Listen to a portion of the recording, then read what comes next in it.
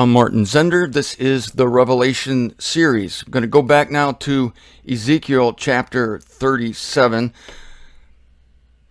In the valley of the dry bones, prophesying centuries ago, Ezekiel was that God would take a people whose expectation was completely dried up and he will put life into them. These bones are the whole house of Israel. That was Ezekiel 37, verse 11. And they say, our bones are dried up, our hope has perished, we are completely cut off. Verse 12, therefore prophesy and say, thus says the Lord God, behold, I will open your graves and cause you to come up out of your graves, my people, and I will bring you into the land of Israel. We're going to see this happening. If the snatching away doesn't happen on September 23rd, the true one, and again, I'll explain to you very soon here why it's possible that it could happen on that day. Not because of anything internally in Revelation 12 or Micah chapter 5 or even Ezekiel or Isaiah. No. But because of, I'll give you the verse right now. You can look at it for yourself and see if you can figure it out. Romans 11:25. Paul says, callousness on part on Israel has come until the complement of the nations may be entering. Okay, back to Ezekiel chapter 37. Therefore prophesy, thus says the Lord, I will open your graves, and my people bring you to the land of Israel. Then you will know that I am the Lord. Then you will know that I am the Lord, because the majority, as I said yesterday, surrounding you don't know that he is the Lord. It's almost like Job says, I heard of you, but now I see you. And how did Job come to this realization? Job is kind of typical here. I can see him as a pattern of those who are in Israel who are about to come to a realization of the truth of the circumcision gospel. Then you will know that I am the Lord. Then you will know. When they stop playing at miracles. And I will include the Pentecostal camp in the group who have so many Israelite traits. And I failed to mention two traits of Israel yesterday I will bring to your attention now. Number one, signs and wonders. And the Pentecostal church, they're hot for signs and wonders. That's all they care about. It's all they care about. They want to see a manifestation of the Spirit of God. And if one doesn't show up, they'll fake it. They love it so much. Their faith depends on things happening. If things don't happen, they fall away because they're not in love with Christ. They're in love with stuff happening. Number two, Paul says in, I believe it's Romans 2:14, because of you, the name of God is blasphemed among the nations. He's saying this concerning the Jews. Therefore, if you see a people who are naming the name of God, yet they are causing the name of God to be dragged through the mud and blasphemed throughout the rest of the world, there's your Israelites. There's your Israelites. Forget genealogies. I don't need genealogies. I need to look at traits.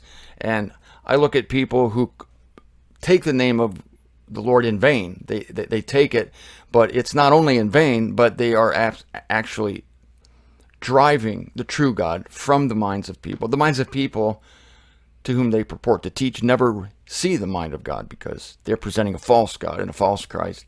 And the name of God is, the true name of God is blasphemed. If that's God, we don't want him, people say on the heels of Israelite teaching. And today the Christians are passing along this same poison. Then you will know I am the Lord when I have opened your graves and caused you to come up out of your graves. When I have opened your graves. I think that when begins on September 23rd with this sign. It's got to start sometime. And we're nearly 6,000 years from Adam. We are in the year 5989, according to the calculations of some smart people who like numbers and who like math. Verse 14, I will put my spirit within you. This is the new covenant. And you will come to life, and I will place you on your own land. This is the new covenant. God promised Israel a certain land and no other land, and that is the land of Israel. Then you will know, again, then you will know that I, the Lord, have spoken and done it. They will know that the Lord has spoken. Right now they don't realize that. So the bones are figurative, and therefore the graves are figurative. In my mind, the graves are the churches today. These are the graves. You do not have a Methodist church on the corner of Elm and Main Street. You have a grave. You do not have a Catholic church on First Avenue. You have a grave. You do not have a Baptist church catty corner from you. It's a grave. You do not have a Pentecostal church at the strip mall. You have a grave. These are all tombs where dead people live. This is the fodder. This becomes the picking ground for God to bring out his people. Because he's not starting from scratch in the sense that he's going to go to some Aborigine tribe or some people living in darkness in the deepest jungles of Africa who are doing human sacrifices. And he's not going to take the 144,000 from that group. How could you possibly think that or say that? He's taking them from Israel. He's taking them from Abraham's stock. There's simply not enough people visible today in Israel, remnants of the house of Judah, of Abrahamic stock. Where are they? I've told you where I think they are.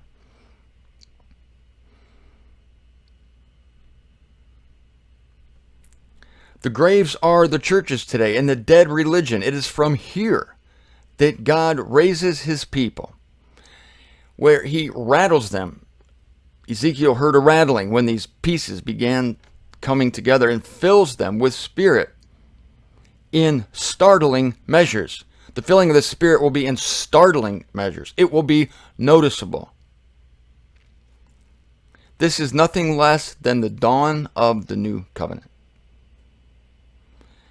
If you want to know, I'm actually referencing my own words here from ZWTF, Volume 5, Issue 36. Article titled, The People of the Current Era. It's Romans Part 100. I'm commenting upon chapter 11, verses 1 through 5. This fits perfectly the topic of the day here, which is what's going to happen on September 23rd. And how will God prepare for the inauguration of the kingdom? And where will the people come from who will be the 144,000 and the vast throng? Do I know some of them? Yes, you do. You know a lot of them. This is the house of Israel, not the house of Judah, that exists in secret. It exists not knowing of its own existence. With these, God begins the new covenant. The house of Judah is yet in Jerusalem. We're not talking about the house of Judah again. Ezekiel 37 is about the house of Israel. The house of Judah says, we see, so therefore it's still blind. The house of Judah stuffs prayers into cracks of a wall mistakenly assumed to be a remnant of Herod's temple, but which is actually a remnant of the fortress Antonia of the Romans. This is the hidden Israel. The Israel that God will spring upon the world, and it's going to be a shock when these people come forth. Officially, it's going to be a shock. I believe they're going into the wilderness for 3.5 years to prepare them to go through the tribulation.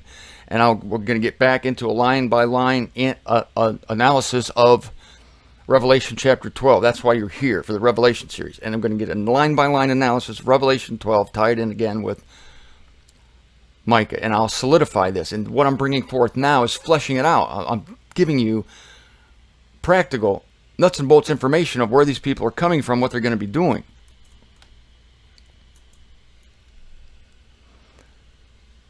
So this is the hidden Israel, the Israel that God's going to spring on the world, shock everybody with. It's this Israel that will be called from the four winds, from all four corners of the world, from every nation, every peoples, every tongue, and brought to Jerusalem, or the environs of Jerusalem, to form ecclesias, groups of people in the final years of Millennium 6. And they will be, the cream among them will be co-administrators of a kingdom, right along with Peter, James, John, David, Abraham, and the Messiah himself, who will be the chief priest according to the order of Melchizedek. Now, This is a huge passage I'm bringing you right now. This is Isaiah chapter 43, verses 4 through 10.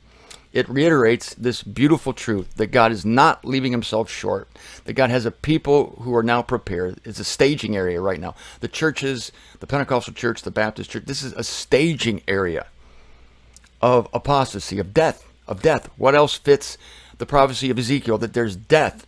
He's calling a people out of death, not out of life. He's not calling a people out of death. And I remind you that it's still the house of Israel. The death is the house of Israel. The death is not some foreign tribe from Africa or some Chinese group, somebody from a different folk stem. No, it's Israel stock. Here's Isaiah 43, verses 4 through 10. Since you are precious in my sight, since you are honored and I love you, I will give other men in your place and other people in exchange for your life. Do not fear, for I am with you. I will bring your offspring from the east and gather you from the west. I will say to the north, give them up, and to the south, do not hold them back. Bring my sons from afar and my daughters from the ends of the earth, everyone who is called by my name, and whom I have created for my glory, whom I have formed, even whom I have made. Israel is God's witness. Bring out the people who are blind, even though they have eyes, and the deaf, even though they have ears. All the nations have gathered together so that the people may be assembled. Who among them can declare this and proclaim to us the former things? Let them present their witnesses that they may be justified, or let them hear and say, it is true. You are my witnesses, declares the Lord, and my servants whom I have chosen, so that you may know and believe me and understand that I am He. Unquote. Oh my God. Can you believe that passage? This is it. This explains what's going to happen in the final years of Millennium 6 with Israel. Every detail is here. What more could you possibly want? I've read it without comment, which is probably surprising to many of you. Now I'm going to read it with comment. Isaiah 43, verses 4 through 10. Quote, since you are precious in my sight, comment. Israel is still precious in his sight. He disciplines those whom he loves. And he's never stopped loving Israel, even while he puts them through the fires of affliction. Since you are precious in my sight, since you are honored, and I love you, honored. How are they honored? You know, for this, I really need to go to Romans 11 again, because I'll probably be referencing Romans 11 as I go through this with you. God says that Israel is still beloved in spite of everything.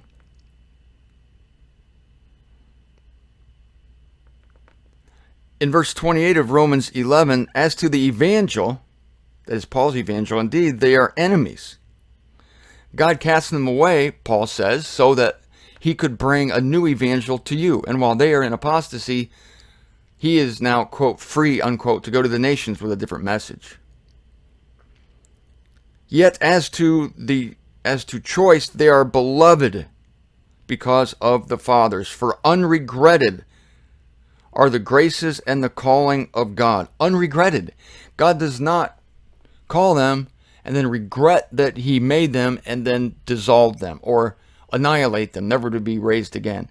Ezekiel 37 is telling us just the opposite, and Isaiah 43 is telling us just the opposite. As to the evangel, indeed, they are enemies because of you.